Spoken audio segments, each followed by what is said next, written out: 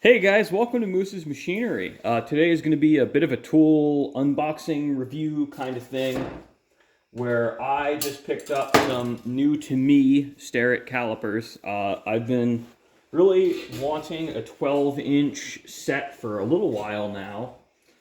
For a lot of stuff on the lathe, I've been using this rule, graduated in 64ths of an inch. It's pretty accurate, but you need to wear magnifying glasses with it to measure.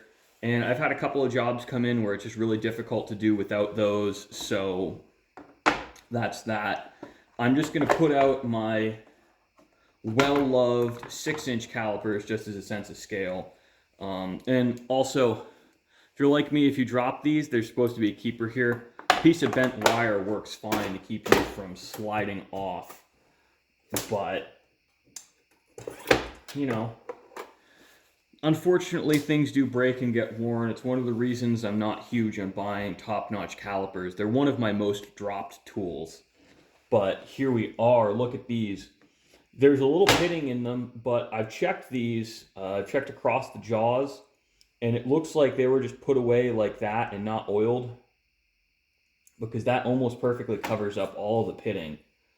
And you know what? They're accurate, guys. I think for 80 or 100 bucks I paid on eBay, these are bang on. Now, unfortunately, these aren't the nicer Starett Vernier calipers that are graduated in 50 thousandths of an inch, where you have 25 thou here. The 50s are nice because you don't have to read quite so many graduations on the main scale here. But this isn't the end of the world. My eyes are still fairly good. I do have magnification. You guys look up close. That's what the Vernier scale looks like. So the Vernier scale is actually pretty simple once you know how to read it. Where I'm just going to draw here.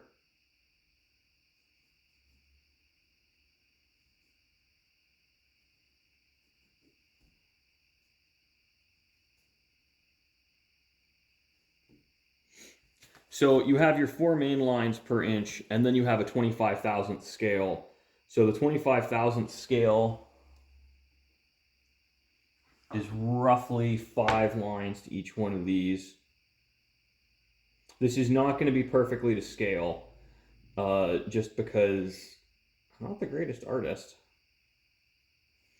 But so when you're reading the Vernier scale here, you just pick the line that's closest to being aligned with the number on your main scale.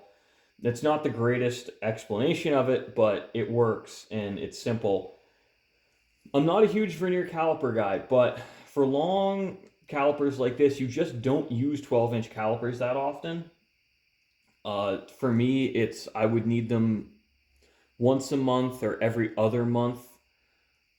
I can justify owning them, especially at used tool prices, but I can't justify purchasing a new one of these.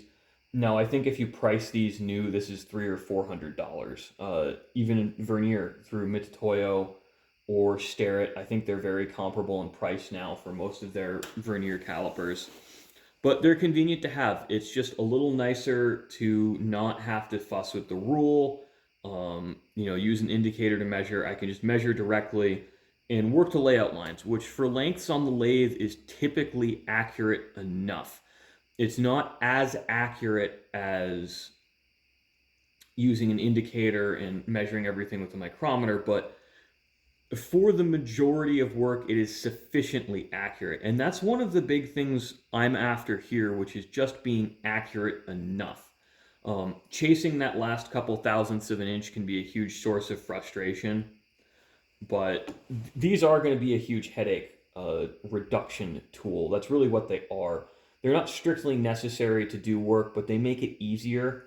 And one thing, I don't know if you guys notice this, at least in my videos, because I'm not often taking precision tools in and out of my toolbox, but I like to leave everything unlocked in a gap between jaws. If we do have any major temperature swings, say the heat goes out when it's really cold or something of that sort, I don't have to worry about anything bending, warping, twisting, or damaging in my toolbox.